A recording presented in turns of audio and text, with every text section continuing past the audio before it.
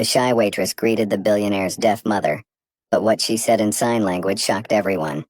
Subscribe now or this might be our last meeting. Follow, comment, and share to stay connected. Don't miss out. Let's dive in. The crystal chandelier cast dancing shadows across the marble floors of Le Bernardin as Anna Martinez adjusted her black uniform for the third time that evening.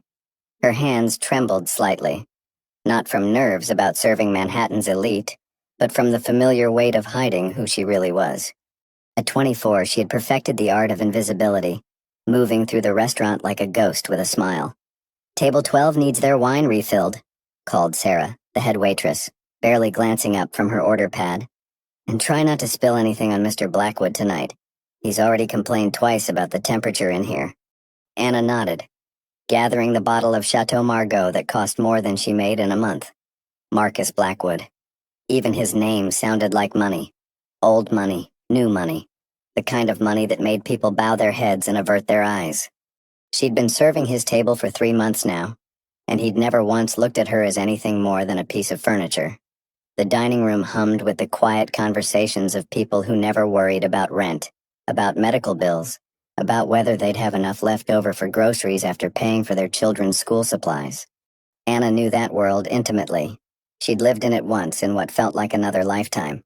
"Excuse me, miss." The voice was sharp, commanding, with just a hint of impatience that made Anna's spine straighten automatically. She turned to find Marcus Blackwood standing closer than she'd expected, his steel gray eyes fixed on her with an intensity that made her stomach flutter inappropriately. He was tall. She had to tilt her head back to meet his gaze, with dark hair that looked like it had been styled by someone who charged more per hour than Anna made in a week. His suit was immaculate, probably Italian, definitely expensive. "Your wine, sir," Anna said softly, lifting the bottle slightly. "Not for me." Marcus gestured toward the elegant woman sitting at the table behind him. "My mother. She's been trying to get your attention for the past 10 minutes. Anna's gaze shifted to the woman and her heart clenched. Mrs. Blackwood was probably in her early 60s with silver hair pulled back in a classic chignon and kind eyes that seemed to hold a universe of stories. She was making subtle hand gestures, her face lit with a hopeful smile. Without thinking, Anna set the wine bottle on the nearest table and approached Mrs. Blackwood. "Good evening," she signed, her hands moving with practiced grace. "How may I help you?" The woman's face transformed with delight, her hands dancing as she responded. "Oh, how wonderful. I was hoping to compliment the chef on the salmon. It reminds me of a dish I had in Paris years ago. I'll make sure he receives your kind words." Anna signed back, genuinely smiling for the first time all evening. "Would you like me to ask him about the preparation? I believe he uses a special herb blend." Behind her, she was vaguely aware that the entire restaurant had grown quieter, but she was focused on Mrs. Blackwood's animated response about her travels through France, and how few people took the time to really communicate with her. "You're very kind," the older woman signed. "Most people just smile and nod when they realize I'm deaf. You sign beautifully. Where did you learn?" "I studied linguistics in college," Anna replied automatically, then froze as she realized what she'd just revealed. "Linguistics?" Marcus's voice cut through the moment like a blade.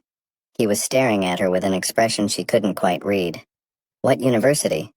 Anna felt the familiar panic rising in her chest. She'd been so careful for so long, and now one moment of genuine human connection had cracked her carefully constructed facade. It was just a few classes, sir. Nothing important." "Nothing important?" Marcus stepped closer, his voice dropping to a tone that somehow felt more dangerous than when he'd been demanding. "You speak sign language fluently. You mentioned linguistics, and I'm betting that's not the only language you know. What else are you hiding?" The question hung in the air between them like a challenge. Anna could feel the eyes of other diners on them, could sense Sarah hovering nervously nearby, probably calculating how much trouble Anna was about to cause. "I should get back to work," Anna said quietly, reaching for the wine bottle. "Wait." Marcus caught her wrist, not roughly, but firmly enough to stop her movement. The contact sent an unexpected jolt through her system, and she saw something flicker in his eyes that suggested he'd felt it too. "I'm sorry.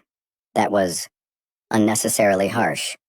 Anna looked down at his hand on her wrist, noting the expensive watch, the manicured nails, the complete absence of calluses or scars that marked a life of physical labor.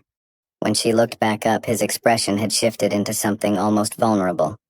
"Your mother is lovely," she said softly. "She was telling me about her trip to Paris. She likes you." Marcus released her wrist but didn't step back. "She doesn't like many people. Maybe because most people don't take the time to really listen." The words slipped out before Anna could stop them, carrying more edge than she'd intended. Marcus's eyebrows rose slightly, and for a moment she thought she saw the hint of a smile. "And you think I don't listen? I think you're used to people telling you what you want to hear." This time his smile was definitely real, transforming his entire face. "You know, you're probably right. But you didn't answer my question about the universities." Anna felt trapped, caught between the truth that could destroy her carefully built new life and the growing curiosity in Marcus's eyes. Mrs. Blackwood was watching their exchange with obvious interest, her knowing smile suggesting she understood more than either of them realized. "Columbia," Anna said finally, the word feeling like a confession. "I studied at Columbia." Marcus's expression shifted through several emotions: surprise, confusion, and something that might have been respect. "Columbia has an excellent linguistics program. What made you decide to change careers?" The innocent question hit Anna like a physical blow. How could she explain that she hadn't decided anything? That her career, her life, her entire future had been stolen from her by the person she'd trusted most? That she was working as a waitress, not by choice, but because it was the only job she could get after her reputation had been systematically destroyed? "Sometimes life doesn't go according to plan," she said instead, proud that her voice remained steady. "No," Marcus said quietly, his gray eyes studying her with uncomfortable intensity. "I suppose it doesn't." Mrs. Blackwood gestured to Anna, breaking the tension that had been building between them. "You two should talk more," she signed with a mischievous smile. "My son works too much and doesn't meet enough interesting people." "What did she say?" Marcus asked, his tone almost suspicious. Anna felt heat creep up her neck. "She said you work very hard." "That's not all she said. She also mentioned that you should eat more vegetables." Marcus laughed, a genuine surprised sound that made several other diners turn to look. "My mother did not sign anything about vegetables." "How would you know? You don't speak sign language." "No, but I know my mother's sense of humor. And judging by the way you're blushing, she said something designed to embarrass one or both of us." Anna opened her mouth to deny it, then realized there was no point. Marcus was clearly more perceptive than she'd given him credit for. "She thinks you should meet more interesting people." "Does she?" Marcus glanced at his mother, who was trying very hard to look innocent. "And what do you think? Am I meeting interesting people?" The question felt loaded with meaning Anna wasn't sure she wanted to unpack. Standing this close to him, she could smell his cologne, something expensive and subtle that probably cost more than her monthly rent. She could see the fine lines around his eyes that suggested he smiled more than his reputation would indicate, and the way his suit jacket stretched across his shoulders. "I think," Anna said carefully, "that you're used to meeting people who want something from you. And you don't want anything from me." The question was asked lightly, but Anna caught the underlying edge of vulnerability. How many people had disappointed him? How many relationships were built on his bank account rather than genuine connection? "I want you to let me do my job before Sarah decides I'm more trouble than I'm worth." Marcus glanced toward the hostess station, where Sarah was indeed watching their interaction with barely concealed anxiety. "Right. Of course." He stepped back, but his eyes remained fixed on Anna's face. "But this conversation isn't over." "Sir?" "I have questions, Anna Martinez." The fact that he knew her full name shouldn't have surprised her. He probably knew the names of everyone who worked in places he frequented. "And something tells me you have answers that might surprise me." Anna felt her carefully constructed world beginning to shift on its axis. For 3 months she'd been just another invisible service worker, safe in her anonymity. Now Marcus Blackwood was looking at her like she was a puzzle he intended to solve, and that was the last thing she could afford. "I should really get back to work," she said again, but this time it sounded more like a plea. "Of course." Marcus stepped aside with a gesture that was almost courtly. "But Anna, I'll see you next week." It wasn't a question or a request. It was a promise that made Anna's pulse quicken with equal parts anticipation and terror. As she walked away, she could feel his eyes following her movement across the restaurant. "Mrs. Blackwood caught her eye as she passed, signing a quick "he likes you" that made Anna stumble slightly over her own feet. The rest of the evening passed in a blur of wine refills and food service, but Anna was hyper-aware of table 12. Every time she glanced in their direction, Marcus seemed to be watching her, his expression thoughtful. When they finally left, he paused at her station. "Have a good evening, Anna," he said quietly, then leaned closer. "And next time, maybe you can tell me about Paris. I have a feeling your story about studying there might be more interesting than you're letting on." Anna's blood turned to ice. She'd never mentioned Paris, Mrs. Blackwood had. But somehow Marcus had connected dots that Anna had been desperate to keep separate. As she watched him guide his mother toward the exit, Anna realized that her carefully maintained anonymity had just shattered completely. Marcus Blackwood wasn't just curious about her anymore. He was investigating. Anna's hands shook as she counted her tips at the end of the night, Marcus's parting words echoing in her mind like a warning bell. Paris. How had he known about Paris? She'd been so careful to bury that part of her life, to become someone completely different from the woman who had once negotiated million-dollar deals in boardrooms overlooking the Seine. "You okay, girl?" Sarah appeared beside her, concern creasing her weathered features. "You look like you've seen a ghost." "I'm fine," Anna lied, shoving the crumpled bills into her purse. "Just tired. That Blackwood guy really had you rattled. What was all that hand-waving about?" Anna forced a smile. "His mother is deaf. I was just taking her compliments to the chef. Since when do you know sign language?" The question was casual, but Anna caught the underlying curiosity. She'd worked so hard to blend in, to be unremarkable. One conversation with Marcus had undone months of careful invisibility. "I picked up a few things in college," Anna said, hoping her voice sounded more casual than she felt. "Nothing fancy." Sarah's expression suggested she wasn't entirely convinced, but she let it drop.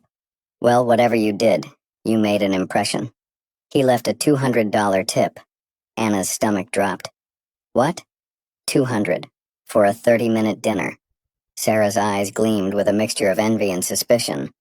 Rich guys don't tip like that unless they're planning to come back for more than just the salmon. The implication in Sarah's tone made Anna's skin crawl. "It's not like that.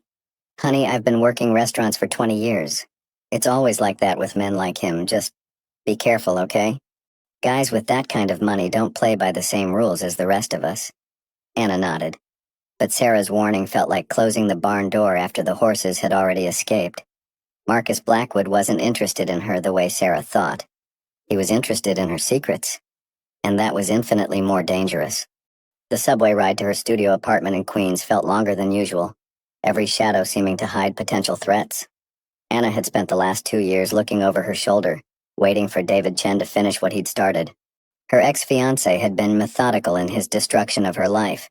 First her reputation, then her career, finally her finances. The only thing that had saved her from complete ruin was her ability to disappear. But if Marcus started digging into her background, how long before David realized she wasn't as destroyed as he'd believed? How long before he decided to finish the job? Anna's phone buzzed as she climbed the 3 flights to her apartment. "Unknown number. Hope you don't mind. I got your number from the restaurant's HR department. This is Marcus Blackwood. I wanted to thank you for being so kind to my mother tonight. She hasn't stopped talking about you." Anna stared at the message, her heart hammering against her ribs. HR department. Of course. Men like Marcus didn't ask for permission. They simply took what they wanted. The casual violation of her privacy should have made her angry, but instead, it filled her with bone-deep terror. She started to type a polite response, then deleted it. Started again, deleted again. Finally, she turned off her phone without responding at all. Her apartment was exactly what someone would expect for a waitress in Queens.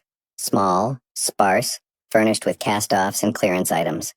But hidden beneath her mattress was a lockbox containing her real treasures, a Columbia MBA, a CPA license, and documents proving ownership of patents that David had stolen along with everything else. Anna pulled out her laptop, a relic from her previous life that she'd managed to hide from the creditors.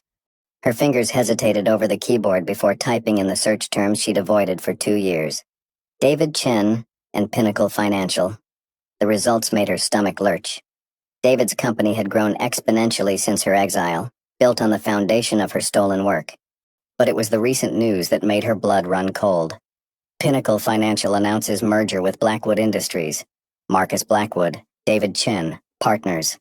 Anna's hands flew to her mouth, stifling the scream that wanted to escape.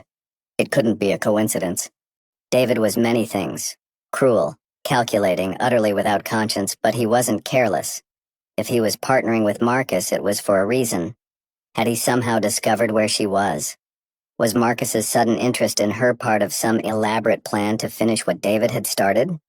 Her phone buzzed again. Another message from Marcus. I know you're probably tired, but I can't stop thinking about our conversation. Would you have dinner with me tomorrow?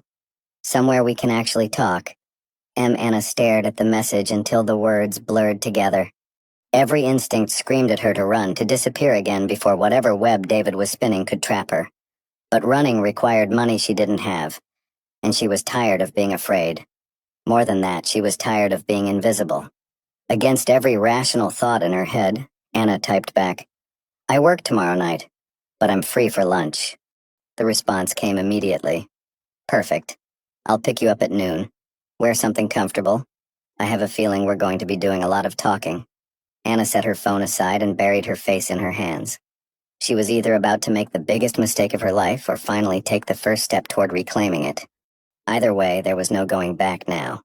The next morning brought a text message that made Anna question her sanity all over again. Change of plans. Meet me at the Columbia University campus, the steps of Low Library. I want to see where you studied. Anna's blood turned to ice. Columbia. He was already investigating her background, already connecting dots she'd tried desperately to erase.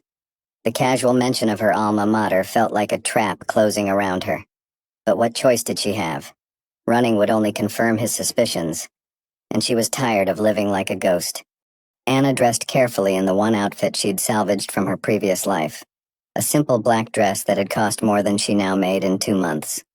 It felt strange against her skin, like wearing a costume from a play she'd forgotten how to perform. The campus was alive with the energy of students rushing between classes, their faces bright with the kind of optimism Anna remembered feeling once upon a time. She found Marcus exactly where he'd said he'd be, sitting on the library steps with 2 coffee cups and an expression of barely contained curiosity.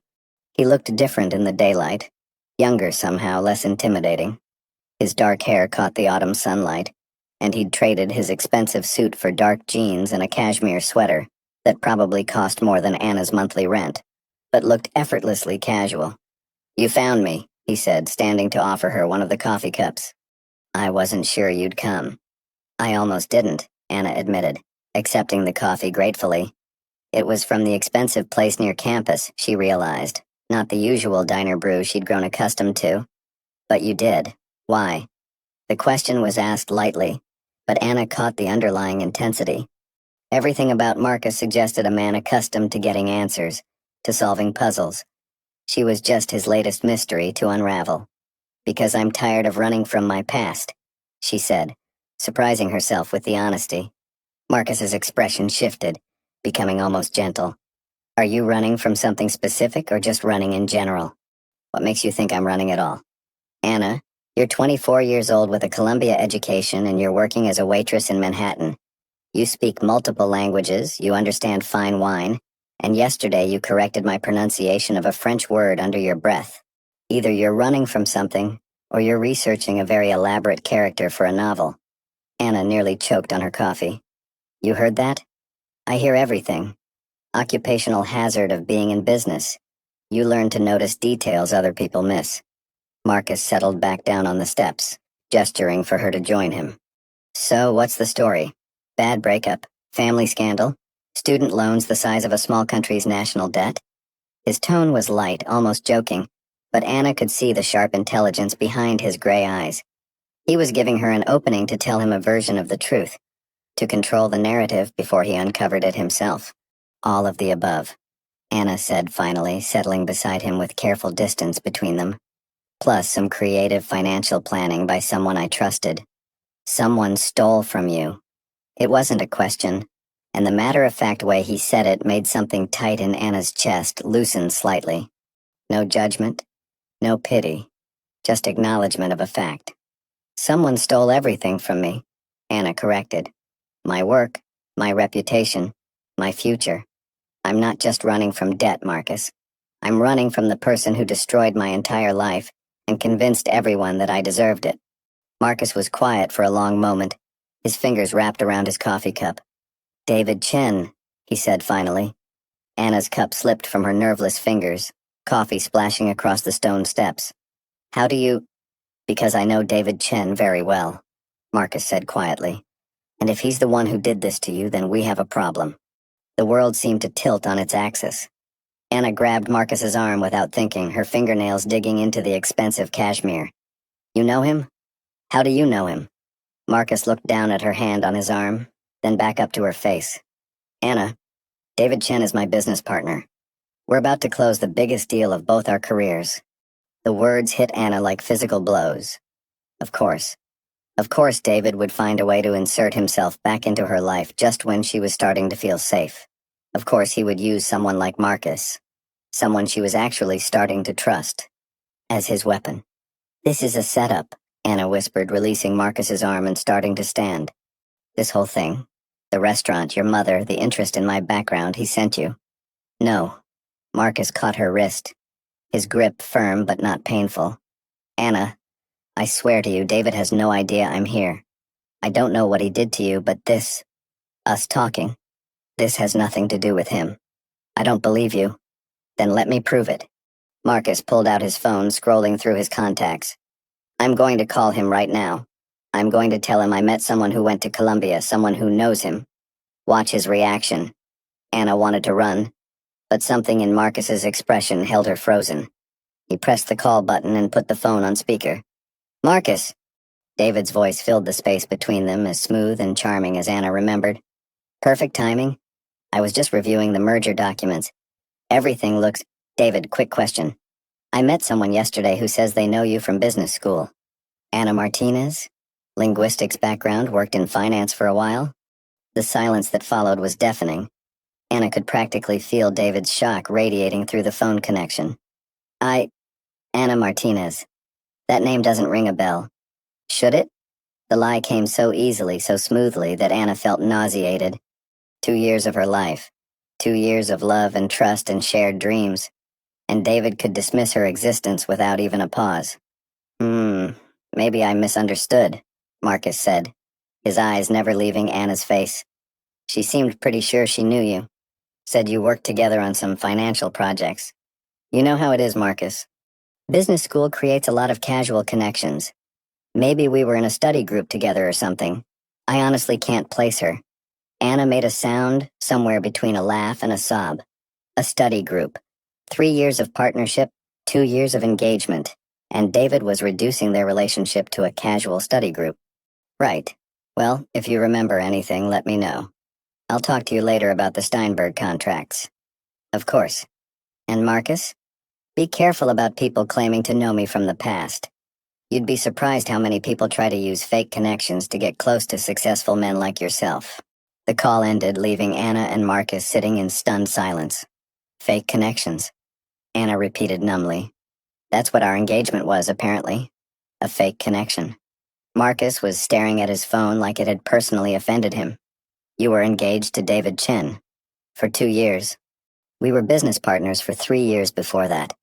Anna felt disconnected from her own voice, like she was listening to someone else tell her story. We built Pinnacle Financial together. Every algorithm, every client strategy, every innovation that made the company successful. That was my work. My ideas. And he stole it all. He did more than steal it. He made sure everyone believed I was the one stealing from him. Falsified documents, manipulated financial records, convinced our clients that I was embezzling. By the time I realized what was happening, he'd already filed charges against me and frozen all my accounts.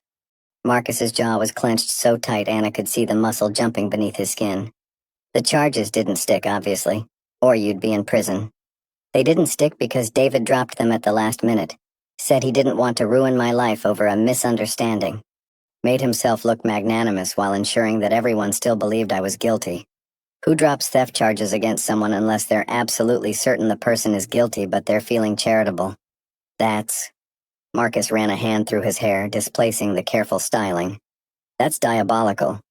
That's David. Anna laughed, but there was no humor in the sound. And now he's your business partner, so I guess the question is, what are you going to do about it? Marcus looked at her for a long moment, his gray eyes unreadable. Then he stood up and extended his hand to her. I'm going to find out the truth, he said simply. And then I'm going to make sure David Chen pays for what he did to you. The words should have filled Anna with hope, but all she felt was weary resignation. Men like David didn't pay for their crimes. They profited from them. And men like Marcus, no matter how sincere they seemed, always chose money over justice when the moment of truth arrived.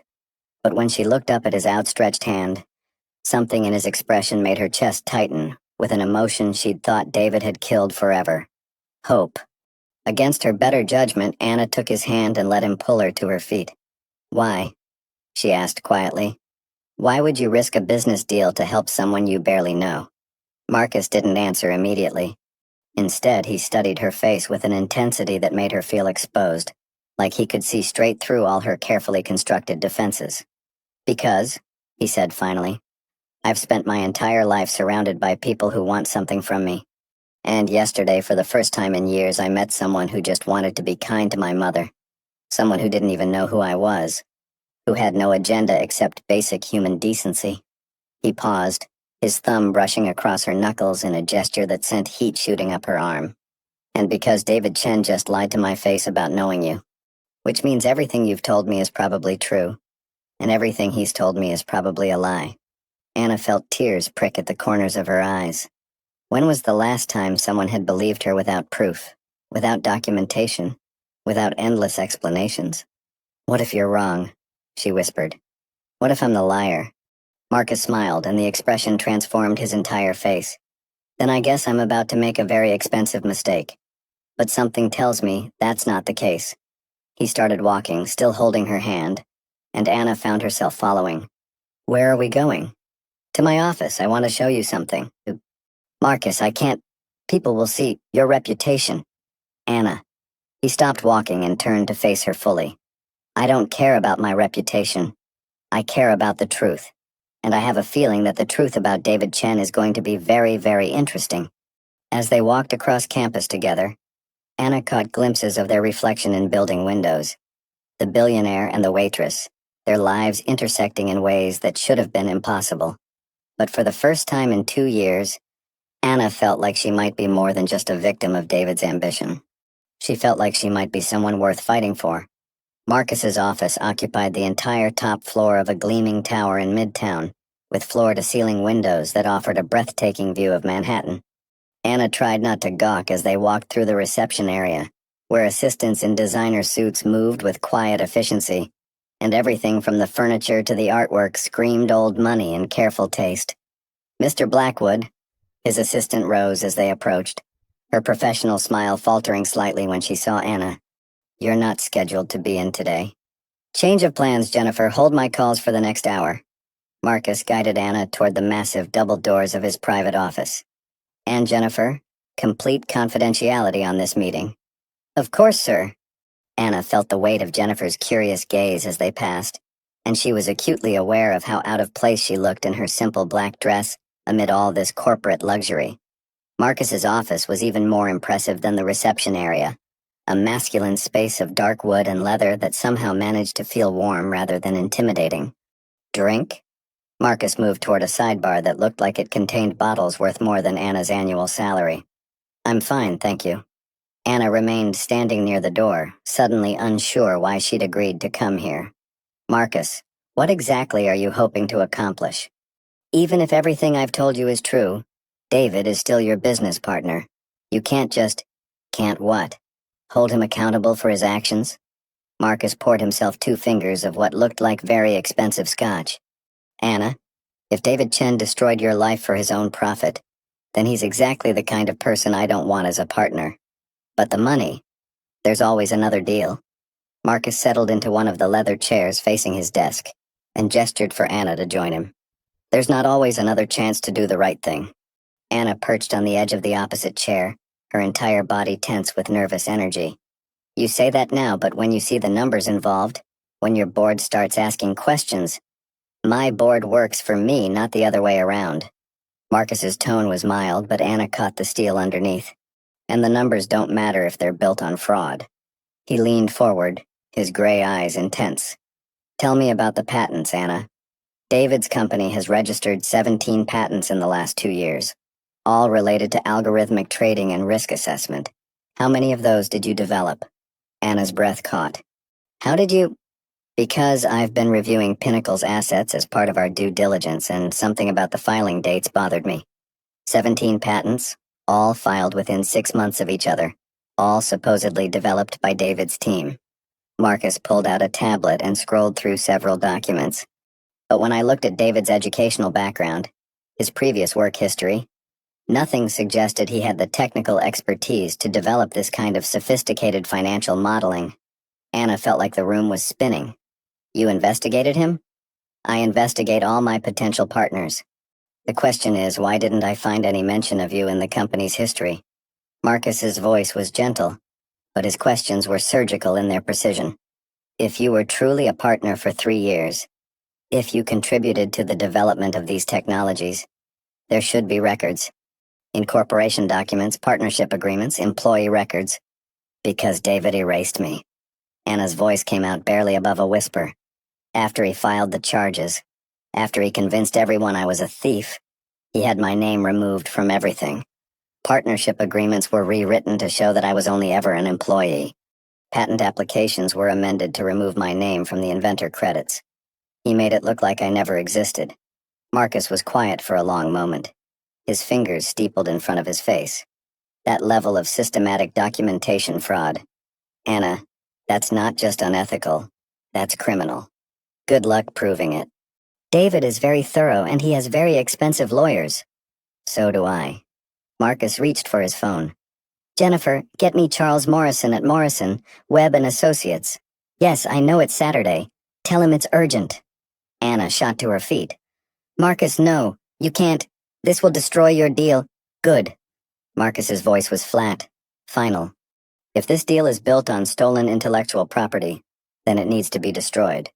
You don't understand what you're risking, and you don't understand what I'm worth. Marcus set his phone aside and stood to face her. Anna, I could lose this entire deal and 10 more like it and still have more money than I could spend in 3 lifetimes. What I can't afford to lose is my integrity. The simple statement hit Anna like a physical blow. When was the last time someone had chosen principles over profit?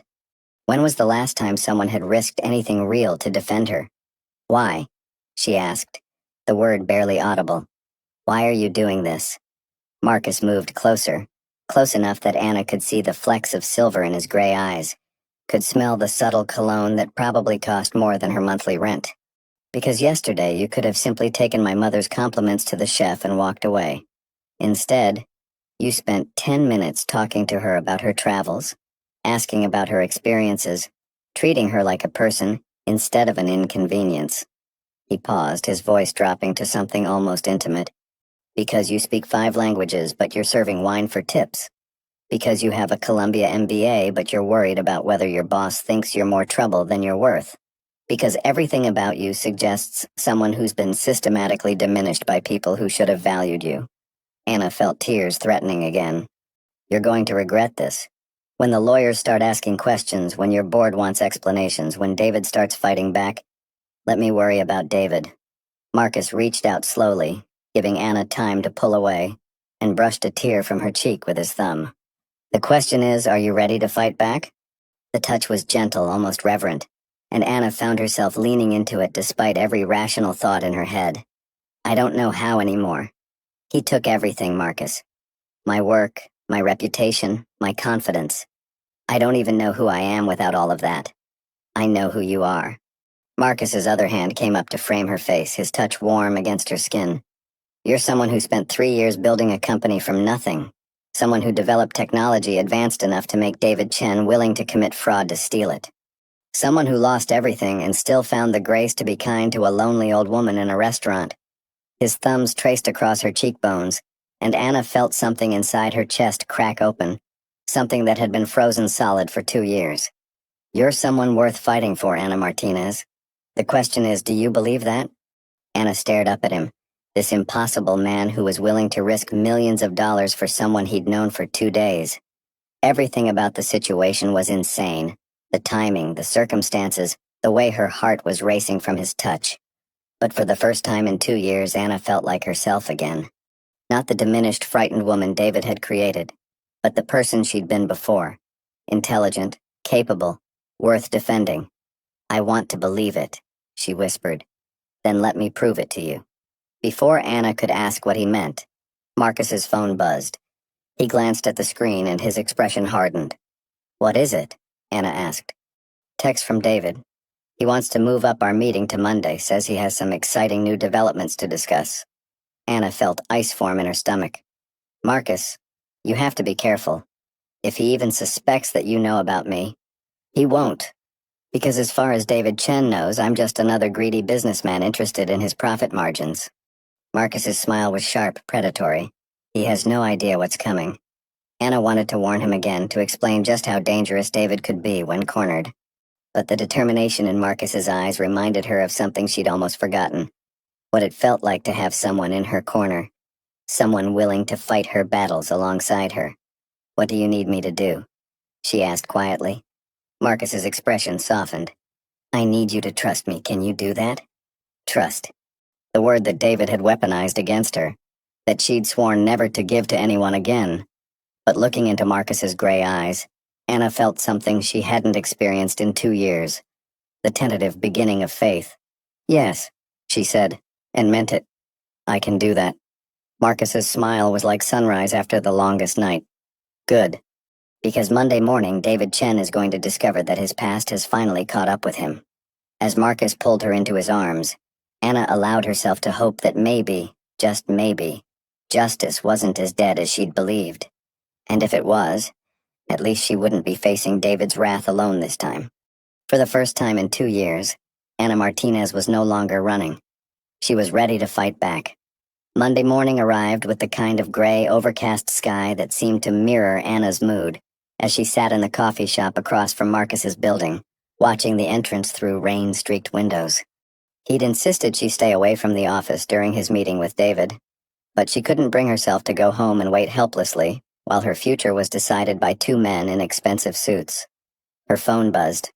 "Meeting starts in 10 minutes. Remember, whatever happens, David doesn't know you're involved. Stay safe."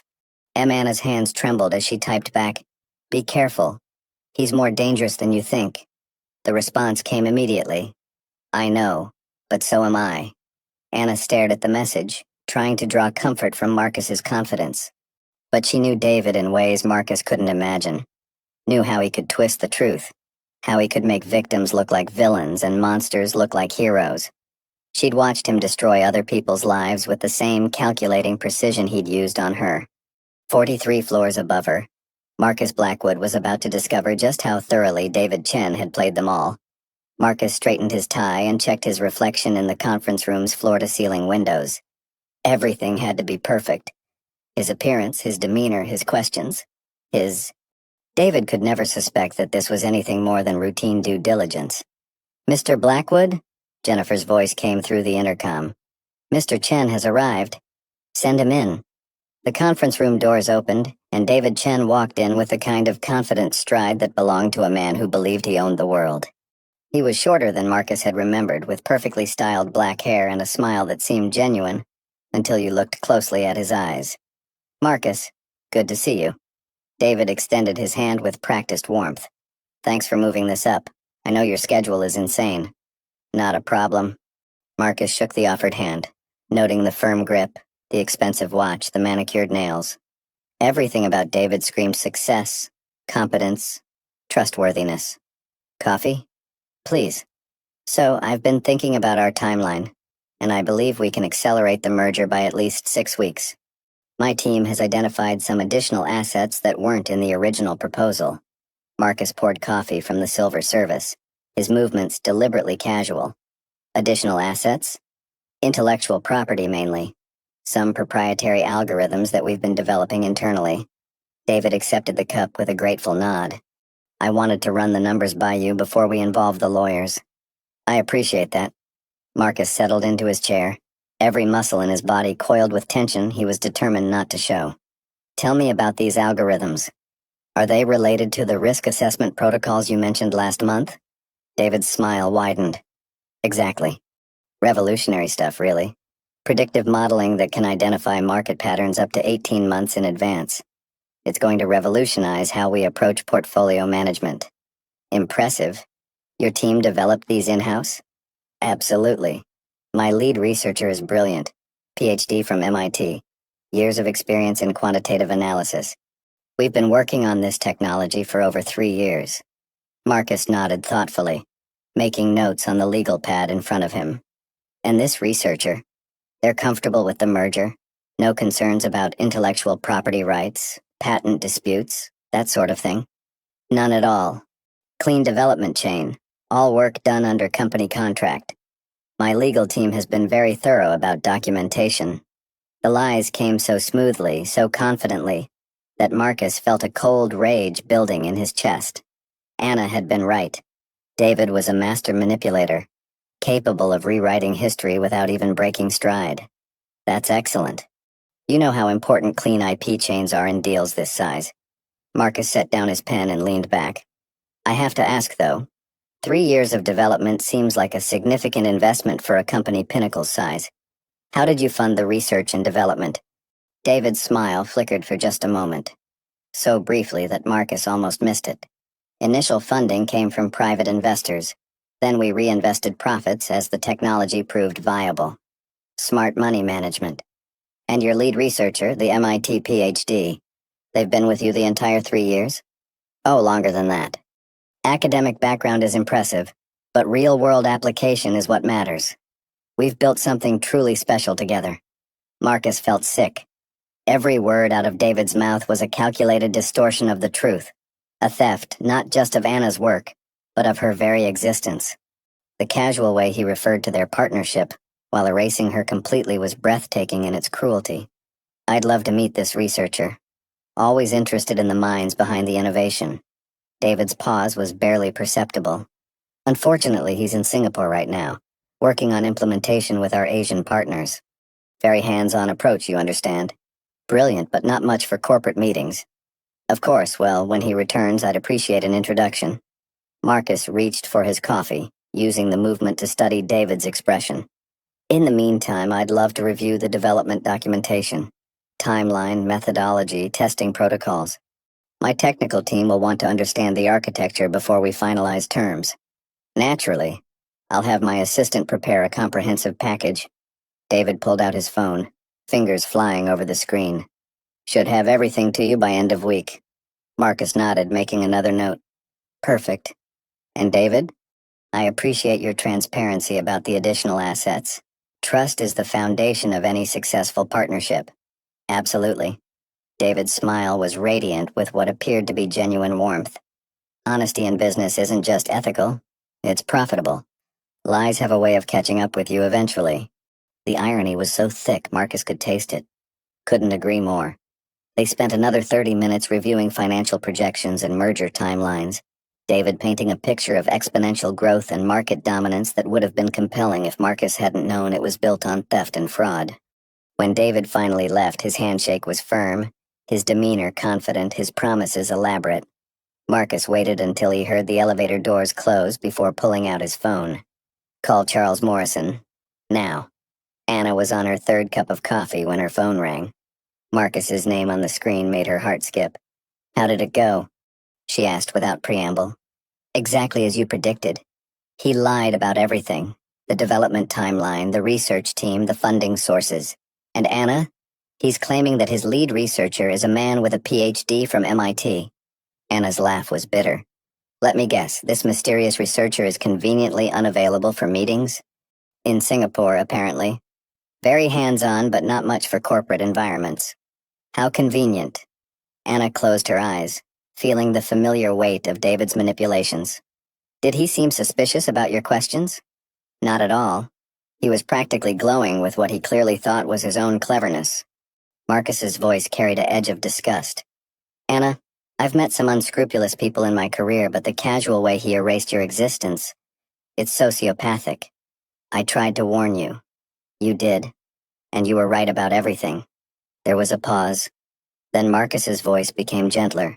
How are you holding up? Anna looked around the coffee shop, at the normal people living normal lives, unaware that their simple Monday morning was the most surreal experience of her recent memory. I keep waiting for the other shoe to drop. David doesn't make mistakes, Marcus. If he's being this cavalier about the lies, it's because he thinks he's already won. What do you mean? I mean, he's planning something. David doesn't just react to threats, he anticipates them and neutralizes them before they become problems. Anna felt a chill that had nothing to do with the rain outside.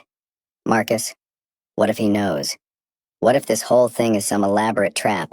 That's impossible. There's no way he could know we've been in contact. Are you sure?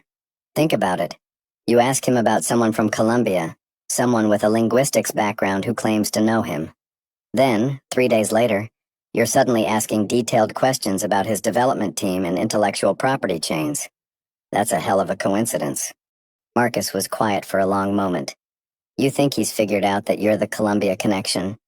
I think David Chen doesn't believe in coincidences any more than you do. Shit. Marcus's voice was tight with worry. Anna, where are you right now? Coffee shop across from your building. Why? Because if you're right, if David has figured out our connection, then you're not safe. He destroyed your life once when you were an inconvenience. What do you think he'll do if he sees you as a direct threat? Anna felt ice forming in her stomach. She'd been so focused on the possibility of justice, on the hope of vindication, that she hadn't fully considered what David might do to protect himself. And David had never been one to leave loose ends. Marcus, I should disappear. Tonight. Leave the city, change my name again. No. Marcus's voice was firm. Running didn't work the first time, and it won't work now.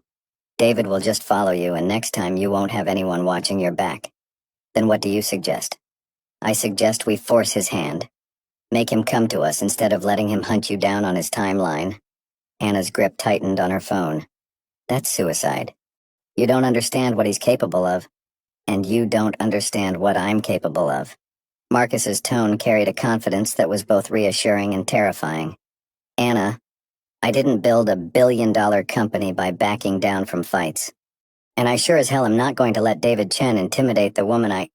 He stopped abruptly and Anna's heart stuttered. The woman you what? She whispered. The woman I care about, Marcus said quietly. More than I should, considering we've known each other for 3 days, but there it is. Anna felt tears prick at the corners of her eyes. Marcus, I know it's crazy. I know the timing is terrible and the circumstances are impossible, but I haven't been able to stop thinking about you since Saturday night. The way you talked to my mother, the way you stood up to me when I was being an ass, the strength it took to rebuild your life after David destroyed it. You barely know me. I know enough. I know you're brilliant and kind and stronger than you think you are. I know you deserve justice, and I know I want to be the one to help you get it. Marcus paused. And I know that I'm not letting David Chen hurt you again. Anna wiped away a tear, amazed that she had any left after 2 years of crying. What if we can't prove what he did? What if his lawyers are better than yours? What if... Then we'll deal with that when it happens. But Anna, I need you to trust me. Can you do that? Trust. The word that had become her enemy. The concept that David had poisoned so thoroughly that Anna had thought she'd never be able to embrace it again.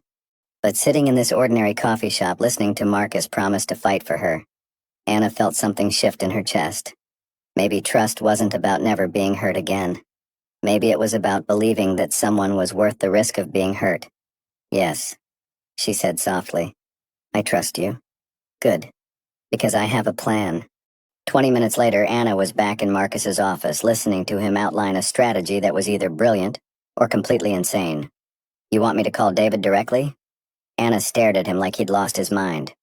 Marcus, that's exactly what he's expecting. He's probably already planning how to use any contact from me against us. That's what makes it perfect. Marcus was pacing behind his desk, his energy crackling with determination. He expects you to hide, to stay in the shadows while other people fight your battles. The last thing he's prepared for is you walking straight into his office and demanding answers. Because it's suicide. Because it's unexpected. Marcus stopped pacing and fixed her with an intense stare. Anna, think about it. For 2 years you've been running from David, letting him control the narrative. What if you stopped running? What if you took control back? Anna felt a flutter of something that might have been excitement mixing with her terror. Even if I wanted to confront him, which I don't, what would be the point? He'll just lie, manipulate, turn it around on me like he always does. Not if you're not going in alone. Marcus pulled out his phone. I'm going to call David right now. I'm going to tell him that my technical team has identified some inconsistencies in his IP documentation, and I need to meet with his lead researcher to clarify a few points. He'll make excuses. The researcher's in Singapore, remember? Then I'll tell him it's urgent enough to bring the researcher back. I'll make it clear that the deal depends on it. Marcus's smile was sharp. Trust me, David won't risk losing this merger over a simple meeting. Anna felt her pulse quicken. And then? Then you walk into that meeting as Dr. Anna Martinez, independent consultant specializing in algorithmic trading systems.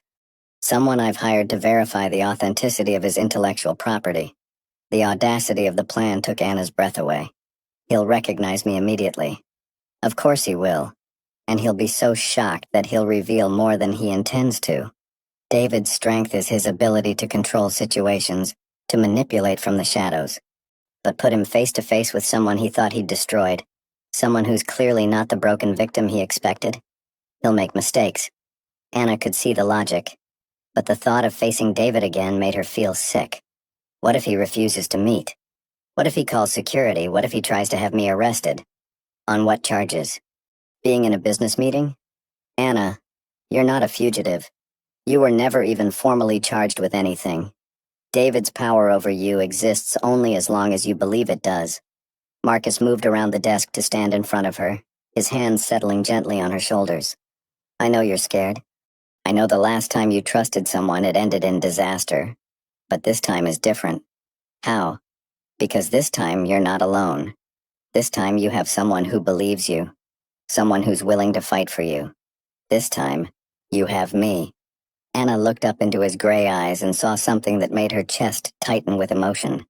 Not pity, not charity, but genuine care. Respect. The kind of partnership she'd thought she'd had with David, but real this time. What if we're wrong?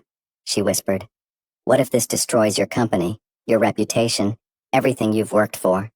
Marcus's hands moved to cup her face, his thumbs brushing across her cheekbones. Then I'll rebuild. But Anna, I can't rebuild my integrity if I walk away from this. I can't look at myself in the mirror if I let David Chen win. His voice dropped to something almost intimate. And I can't lose you now that I've found you. The words hung in the air between them, loaded with implications that Anna wasn't sure she was ready to handle. But the sincerity in Marcus's expression, the gentle way he was touching her, the absolute certainty in his voice, it all combined to break through the last of her resistance. Okay, she said quietly. Let's do it. Marcus's smile was like sunrise. You're sure? I'm terrified, but yes, I'm sure. Anna took a deep breath, feeling something shift inside her chest. It's time to stop running. Marcus pulled her into his arms then, holding her tight against his chest, and Anna allowed herself to draw strength from his warmth, his confidence, his absolute faith that justice was possible. Tomorrow, she would face David Chen for the first time in 2 years. Tomorrow, she would either reclaim her life or watch it be destroyed all over again. But tonight, for the first time since her world had collapsed, Anna Martinez felt like she was exactly where she belonged. The Pinnacle financial offices occupied 3 floors of a glass tower in the financial district, all clean lines and modern efficiency designed to project success and stability. Anna stood on the sidewalk across the street, staring up at the building that had once represented all her dreams, now turned into the monument to her nightmares. Second thoughts? Marcus appeared beside her, 2 coffee cups in hand. About 100 of them.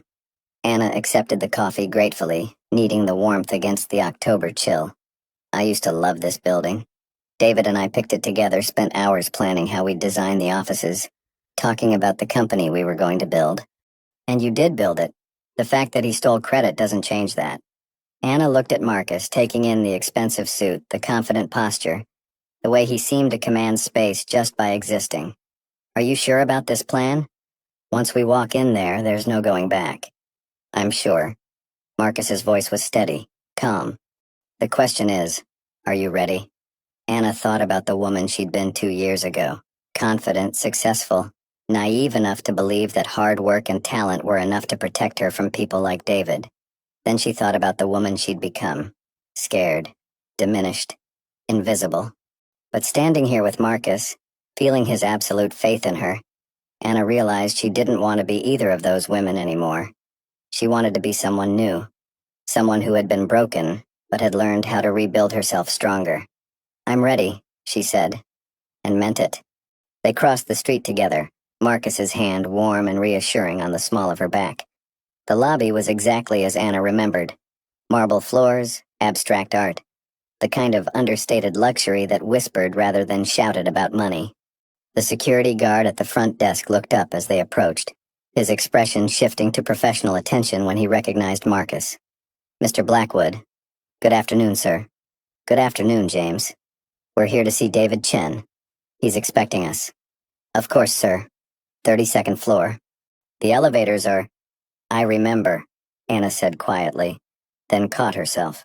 James was looking at her with puzzled recognition, clearly trying to place where he'd seen her before. "Dr. Martinez is consulting on our merger," Marcus said smoothly. "Intellectual property verification." "Of course, have a good meeting." As they rode the elevator up, Anna felt her heart hammering against her ribs. The familiar numbers climbing on the display, 20, 25, 30, each one bringing her closer to a confrontation she'd spent 2 years avoiding. "Breathe," Marcus said quietly, his hand finding hers. "Remember, you belong here. This company exists because of your work." The elevator doors opened onto the familiar reception area, all glass and chrome and carefully curated success. Behind the reception desk sat a young woman Anna didn't recognize. David had clearly replaced the entire staff after Anna's departure. "Mr. Blackwood." The receptionist stood with practiced smile. "Mr. Chen is waiting for you in the main conference room." They followed her down a hallway lined with framed articles about Pinnacle's success, awards for innovation, photos of David at various industry events. Anna's stomach clenched as she realized that in 2 years, David had built an entire mythology around himself, a carefully crafted narrative in which he had never existed. The conference room doors opened, and there he was. David Chen looked exactly the same. Perfectly styled black hair, expensive suit, that practiced smile that had once made Anna's heart skip. He was standing at the head of the conference table, clearly positioned to project authority and control, and for a moment Anna felt herself shrinking back into the scared, diminished woman she'd been. Then Marcus's hand pressed against her back, warm and steady, and Anna remembered who she was fighting for. "Marcus!" David's voice was warm, welcoming, giving no sign that anything was amiss. "Right on time. And you must be Dr. Martinez." David's eyes met Anna's across the room, and she saw the exact moment when recognition hit. His face went completely blank for perhaps 3 seconds, long enough for Anna to see shock, calculation, and something that might have been fear flicker across his features. Then the mask slammed back into place. "I'm sorry," David said, his voice carefully modulated. "Have we met before? You look familiar." "You." The casual dismissal, the pretense that she was a stranger, hit Anna like a physical blow. But instead of the crushing despair she'd expected, she felt something else entirely. Rage. Pure, clean, energizing fury that burned away 2 years of fear and self-doubt. "We've met," Anna said quietly, walking into the room with her head held high. "Though I'm not surprised you don't remember. You always were better at forgetting inconvenient people."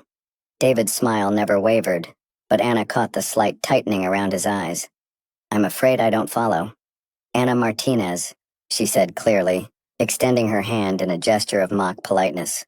"Former partner and co-founder of Pinnacle Financial, though I believe your current version of history has me listed as never existed." The silence that followed was deafening. David stared at Anna's outstretched hand like it might bite him, while Marcus watched the entire exchange with sharp attention. "I think there might be some confusion," David said finally, not taking her hand. "Pinnacle has never had a partner named Anna Martinez." "Really?" Anna pulled out her phone and opened a photo album she'd thought she'd never use again. "Then perhaps you can explain these." She showed him the screen, a photo of David and Anna at Pinnacle's launch party, arms around each other, both grinning at the camera. David's face in the photo was radiant with what had appeared to be genuine love and pride. David glanced at the photo and shrugged. I attend a lot of industry events. I'm sure I've taken pictures with hundreds of people over the years. Anna swiped to the next photo. David and Anna in the office late at night working on code together, her engagement ring clearly visible on her left hand. Then another, David kissing Anna's cheek at what was clearly an intimate dinner, not a business function. Hundreds of people, Anna repeated quietly. Is that what I was to you, David? Just another face in the crowd? I'm sorry, but I really don't know what you're hoping to accomplish here. David turned to Marcus with an expression of professional confusion. Marcus, I'm not sure what this woman has told you, but this woman, Marcus interrupted, his voice deadly quiet, is Dr. Anna Martinez, who holds patents for 17 of the technologies your company claims to have developed. The same technologies you've been trying to sell to me as part of our merger. David's mask slipped for just a moment, and Anna saw real fear flash across his face. That's impossible. All of Pinnacle's intellectual property was developed internally by my team. Your team, Anna repeated. You mean the team of one MIT PhD who's conveniently in Singapore and unavailable for meetings? I don't know what game you're playing here. I'm not playing anything, David. Anna's voice was steady now, strengthened by 2 years of pain that had finally found its purpose. I'm here to collect what you stole from me. David laughed, a sound that was probably meant to convey incredulous amusement but came out strained and artificial. Stole? That's a very serious accusation. Yes, it is. Anna pulled out a tablet and opened a file folder. Would you like to see the original development notes for the risk assessment algorithm? The ones written in my handwriting dated 6 months before you filed the patent? Or perhaps the emails where you asked me to explain the technical specifications because you couldn't understand the code? David's face was beginning to show cracks in its composure. Anyone can forge documents. Anyone can, Anna agreed. But these aren't forgeries. They're backups from my personal cloud storage, complete with metadata showing when they were created, when they were last modified, what device they were created on. She looked directly into David's eyes. Would you like to explain to Marcus why the foundational technology for your company was developed on my personal laptop? This is ridiculous. David turned to Marcus, desperation beginning to creep into his voice. Marcus, surely you can see what this is. Some disgruntled former employee trying to... Former employee? Anna's voice cut through his protestations like a blade. Is that what you're calling it now? David, we were engaged for 2 years. We built this company together. We shared a bed, shared a life, shared dreams about the future we were going to create. She stood up, moving around the table until she was close enough to see the fear in David's eyes.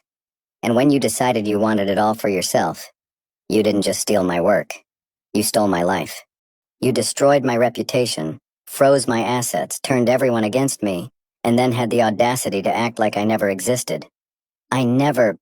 You filed fraud charges against me that you knew were false, then dropped them at the last minute to make yourself look magnanimous while ensuring everyone still believed I was guilty. Anna's voice was gaining strength with every word. You rewrote our partnership agreements to make me look like just an employee. You removed my name from patent applications. You erased me, David. David looked between Anna and Marcus, clearly calculating his options. Even if any of that were true, it is true, Marcus said quietly. Every word of it. David's attention snapped to Marcus. You believe her? Marcus, this woman is clearly unstable. She's telling the truth. Marcus pulled out his own tablet, opening it to a document Anna recognized. Because my legal team has spent the last 3 days investigating Pinnacle's intellectual property claims. And guess what we found? David went very still. What do you mean? I mean that the original patent applications tell a very different story than the current ones. Metadata analysis shows that your patents were systematically altered to remove Anna's name as co-inventor. The dates of invention were changed. The technical specifications were rewritten to hide the fact that the work was done on external systems. Marcus stood up, his presence suddenly filling the room with quiet menace. We also found the original partnership agreements, David. The ones that show Anna as an equal partner, not an employee. The ones that were altered 6 months after she left the company. David's face had gone pale. Those are sealed corporate documents. You have no legal right. I have every legal right to investigate the intellectual property I'm considering purchasing. Marcus's voice was like ice. And what I've discovered, is that you're trying to sell me stolen goods. This is insane, David said, but his voice lacked conviction. You're talking about destroying $1 billion deal based on the word of a woman who created the technology that makes your company valuable, Anna finished. A woman who trusted you with everything and got betrayed for her faith. David looked trapped, his usual smooth confidence completely shattered. Anna, look, maybe we can work something out. If you feel like you deserve compensation for your contributions. Compensation? Anna's laugh was bitter. David, you don't get to negotiate your way out of theft. You don't get to offer me a settlement for stealing my life's work. Then what do you want? Anna looked at this man who had once been everything to her, who had shared her dreams and her bed and her hopes for the future, and felt nothing but cold satisfaction. I want justice, she said simply. I want the world to know who really built Pinnacle Financial. I want my name restored to every patent, every article, every piece of work you've stolen. I want a full accounting of every dollar this company has made using my technology. She paused, her voice dropping to something almost intimate. And I want you to experience what it feels like to lose everything because someone you trusted decided to destroy you. David stared at her in stunned silence, clearly recognizing the woman he'd tried to crush in the strong, determined person standing before him. The deal is off, Marcus said quietly. Effective immediately, and David? I'll be making sure that every potential partner knows exactly what kind of business practices Pinnacle Financial engages in. David shot to his feet, his composure finally cracking completely. You can't do this. The contracts are void due to misrepresentation of assets, Marcus replied calmly. My lawyers are already preparing the documentation. I'll fight this, David said, his voice shaking with rage.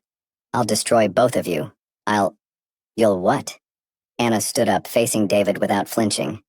Ruin my reputation? Steal my work? Turn everyone against me? You already did all of that, David. You took your best shot, and I survived. She moved closer, close enough to see the fear in his eyes. But this time I'm not alone. This time I have someone who believes me, someone who's willing to fight for the truth. This time, you're the one who's going to lose everything. David looked between Anna and Marcus, his face cycling through rage, desperation, and something that might have been defeat. This isn't over, he said finally. Yes, Anna said quietly. It is. As they walked out of the conference room, leaving David sitting alone at his table, Anna felt a weight lift from her shoulders that she'd been carrying for 2 years. She wasn't the same broken woman who had fled this building in shame and terror. She was someone who had found her strength again, someone who had learned that justice was possible if you were brave enough to fight for it. And she was someone who had found a partner worthy of her trust. 6 months later, Anna stood in the kitchen of Marcus's Tribeca penthouse, watching the sunrise paint the city in shades of gold and pink. The newspaper on the counter bore a headline that still made her smile. Pinnacle Financial founder sentenced to 5 years for corporate fraud. Below it, a smaller story. Martinez Technologies announces record profits in first quarter. Still reading about David's downfall? Marcus appeared behind her, wrapping his arms around her waist and pressing a kiss to her neck. Can you blame me? 2 years of nightmares and now he's the one behind bars. Anna leaned back against Marcus's chest, savoring the warmth and security of his embrace. Sometimes I still can't believe it's real. Believe it. Charles's legal team was very thorough. Marcus's voice carried deep satisfaction. Fraud, theft of intellectual property, corporate malfeasance, filing false financial documents. David won't be bothering anyone for a very long time. Anna turned in his arms, looking up at the man who had changed everything. Any regrets about walking away from the biggest deal of your career? Are you kidding? Marcus's smile was soft, genuine. Walking away from that deal was the best decision I ever made. It led me to something much more valuable. What's that? You, he said simply, and kissed her forehead. Though I have to say, watching you rebuild your company from the ground up has been incredible. Martinez Technologies is going to change the industry. Anna felt a familiar flutter of pride. The last 6 months had been a whirlwind of legal battles, patent restorations, and building a new company from scratch. But with her name cleared and her technology returned to her, Anna had discovered that she was even more capable than she'd realized. Martinez Technologies already had contracts worth millions, and 3 major firms were competing to invest. We're going to change the industry, Anna corrected. I couldn't have done any of this without you. You could have. You just needed someone to remind you how strong you are. The soft sincerity in Marcus's voice made Anna's chest tighten with emotion. Even after 6 months, she sometimes couldn't believe that this was her life. Waking up in Marcus's arms, building a company that was truly hers, facing each day without fear or shame. I have something for you, Marcus said, his tone shifting to something that sounded almost nervous. It's not my birthday. I know, but there's something I've been wanting to ask you, and I couldn't wait any longer. Anna felt her heart skip as Marcus reached into his pocket and pulled out a small velvet box. Her breath caught as he dropped to one knee right there in the kitchen, the morning sunlight streaming through the windows and painting everything in soft gold. Anna Martinez, Marcus said, his voice steady, despite the vulnerability in his eyes. 6 months ago you walked into my life and turned everything upside down. You made me remember why integrity matters more than profit, why truth is worth fighting for, why love is the most important investment anyone can make. He opened the box, revealing a ring that took Anna's breath away. A classic solitaire that was elegant without being ostentatious, beautiful without being showy. Exactly what she would have chosen for herself. You've taught me that real strength isn't about never falling down. It's about getting back up and becoming someone even better than you were before. You've shown me what it means to fight for what's right, even when the odds are impossible. Marcus paused, his gray eyes shining with emotion. I know we've only known each other for 6 months. I know it's fast, maybe even crazy. But Anna, I've never been more certain of anything in my life. He took a breath, his voice dropping to something intimate and tender. I love you. I love your brilliant mind and your generous heart. I love your strength and your vulnerability. I love the way you sign to my mother and the way you make terrible coffee, and the way you get this little crinkle between your eyebrows when you're concentrating on code. Anna felt tears streaming down her face, but they were happy tears, the kind she'd thought she'd forgotten how to cry. Most of all, Marcus continued, I love the way you've made me want to be a better man. You've made me believe in partnership that's real, in love that's based on respect and admiration, and genuine care. He looked up at her with absolute sincerity. Anna Martinez, will you marry me? Will you let me spend the rest of my life proving that not all partnerships end in betrayal, that love doesn't have to be dangerous? Anna stared down at this incredible man who had risked everything to fight for her, who had seen her at her most broken and helped her become stronger than she'd ever been. The ring in the box caught the morning light, sending tiny rainbows dancing across the walls. Yes, she whispered, then louder. Yes, Marcus. Yes to all of it. Marcus slipped the ring onto her finger with hands that were surprisingly steady, then stood and kissed her with a tenderness that made Anna's knees weak. When they broke apart, both of them were crying and laughing at the same time. I can't believe you proposed to me in your kitchen, Anna said, admiring the way the ring looked on her hand. I couldn't wait for some fancy restaurant or romantic vacation. I wanted to ask you here, in the space where we've had our best conversations, where you've taught me how to really live instead of just existing. Anna looked around the kitchen that had become so familiar, so much like home, and realized he was right. This was where they'd planned strategy for the legal battles, where they'd celebrated each victory, where they'd learned to trust each other completely. Besides, Marcus added with a grin, after everything we've been through, I figured simple and honest was better than elaborate and performative. Simple and honest, Anna repeated, thinking about how perfectly those words described what they'd built together. I like that. Marcus pulled her close again, and Anna marveled at how safe she felt in his arms, how right this all seemed. A year ago she'd been hiding in Queens, convinced that her life was over, that trust was impossible, that love was just another word for vulnerability. Now she was engaged to a man who had proven that partnership could be about building each other up instead of tearing each other down, that love could be a source of strength instead of weakness. So, Marcus said, his voice warm with amusement, any thoughts on wedding planning? Please tell me you're not going to be one of those brides who wants a year-long engagement and a wedding that costs more than most people's houses. Anna laughed, the sound bubbling up from a place of pure joy. Actually, I was thinking something small. Family. Close friends. Maybe your mother can teach me some more sign language before the ceremony. She's going to be thrilled. She's been dropping hints about grandchildren since our third date. Grandchildren? Anna raised an eyebrow. We just got engaged 30 seconds ago and you're already thinking about kids? With you? I'm thinking about everything. Kids, grandkids growing old together. The whole beautiful mess of building a life with someone. Marcus's expression grew serious. Anna, I know David hurt you badly. I know trust doesn't come easily anymore. But I want you to know that I'm in this for the long haul. Whatever comes, we'll face it together. Anna felt her heart swell with an emotion so big she could barely contain it. I know, she said softly. I trust you, Marcus. Completely. The words would have terrified her 6 months ago, but now they felt like a gift. To him, and to herself. She'd learned that trust wasn't about never being hurt again. It was about choosing to believe that some people were worth the risk, and Marcus Blackwood was definitely worth the risk. Good, Marcus said, kissing her again. Because I have some ideas about our honeymoon that require a significant amount of trust. Oh, really?